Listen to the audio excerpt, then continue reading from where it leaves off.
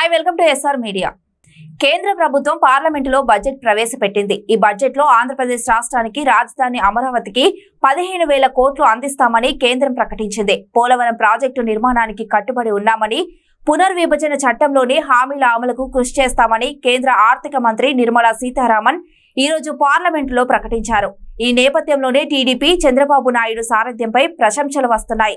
ఈ పరిణామంపై YCP reaction ఎలా ఉంటుందనే ఆసక్తి చాలా మందిలో ఏర్పడింది. అసలు వైసీపీ ఈ పాజిటివ్ డెవలప్మెంట్ పై ఎలాంటి కామెంట్ చేయదని అనుకుంటున్నారు. కానీ అనూహ్యంగా వైసీపీ ట్విట్టర్ వేదికగా పెద్ద కామెంటే చేసింది.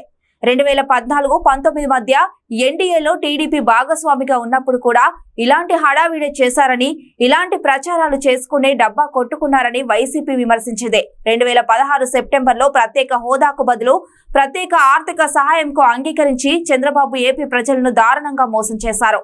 అర్ధరాత్రి అద్భుత ప్రకటన అంటూ నానా హడావిడి చేశారు. ప్రత్యేక హోదాతో రాష్ట్రం స్వర్గం అవుతుందా అంటూ కామెంట్ చేసి రాష్ట్ర హక్కుపై ఒక ముఖ్యమంత్రి హోదాలో ఉండి కూడా తన చేతులతో తానే నీళ్లు చల్లాడు చంద్రబాబు. ప్రత్యేక ఆర్థిక సహాయంతో రాష్ట్రం రూపురేఖలు సమూలంగా మారిపోతాయన్న భావనను కలిగించి ఎల్లో మీడియాతో ఊదరగొట్టింది. చివరకు ఏమీ జరగలేదన్నది ప్రజలకు తెలియనుంది కాదు.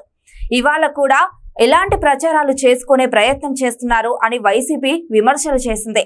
విభజన చట్టంలో పేర్కొన్న అంశాలు, ఇచ్చిన హామీలు, ఆ తర్వాత ప్రధానమంత్రి పార్లమెంట్లో ఇచ్చిన హామీలు ఇవన్నీ రాష్ట్రానికి ఒక హక్కు కింద రావాల్సినవి.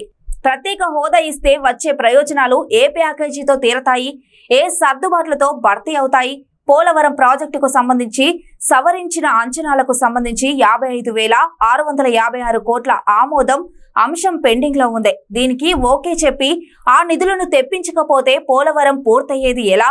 పోలవరంలో తక్షణ పనుల కోసం వైసీపీ ప్రభుత్వం పదే ఒత్తిడి తెస్తే 12,000 కోట్లు ఇచ్చేందుకు మోదీ ప్రభుత్వం అంగీకరించింది.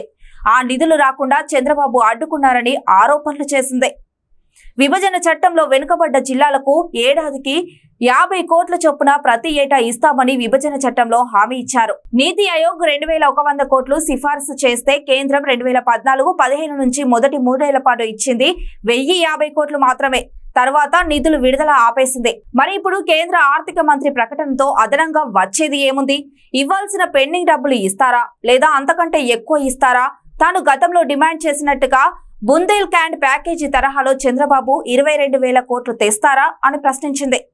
ఇక రాజధాని విషయానికి వస్తే రాజధానిలో కేవలం రోడ్లు, విద్యుత్, డ్రైనేజీ లాంటి కనీస మౌలిక సదుపాయాల ఏర్పాటుకు 1,00,000 కోట్లకు పైనే అవుతుందని అప్పటి చంద్రబాబు ప్రభుత్వమే కేంద్రానికి డిపిఆర్ సమర్పించింది. 2014-19 మధ్య ఖర్చు చేసింది కేవలం సుమారు 5,000 కోట్లు. ఇప్పుడు 15,000 కోట్ల వివిధ ఏజెన్సీల ద్వారా వచ్చే కొన్నేళ్లలో ఇస్తామంటూ కేంద్ర ఆర్థిక మంత్రి ప్రకటించారు.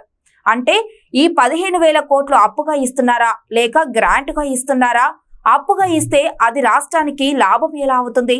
చంద్రబాబు చెప్పింది ఏమిటి? జరుగుతున్నది ఏమిటి? మరి రాజధాని ఎప్పటికి పూర్తవుతుంది? ఇది ప్రజలను మోసం చేయడం కాదా అని వైసీపీ ట్విట్టర్ హ్యాండిల్ ప్రశ్నల వర్షం కురిపించింది. ఈ ట్వీట్ పైన విమర్శలు వస్తున్నాయి. వైసీపీ అధికారంలో ఉన్నప్పుడు ఏం తెచ్చిందనే ప్రశ్నలు నెటిజన్లు వేస్తున్నారు. టీడీపీ అధికారంలోకి వచ్చి 2 నెలలు కాలేదని, ఇప్పుడే అవన్నీ సాధించాల్సి ఉండేనా అంటూ నిలదీస్తున్నారు. ఏమైనా కేంద్ర ప్రభుత్వం ప్రకటించినట్టుగా నిధులు రాష్ట్రానికి విడుదల చేస్తే సంతోషమని మరికొందరు కామెంట్లు చేశారు.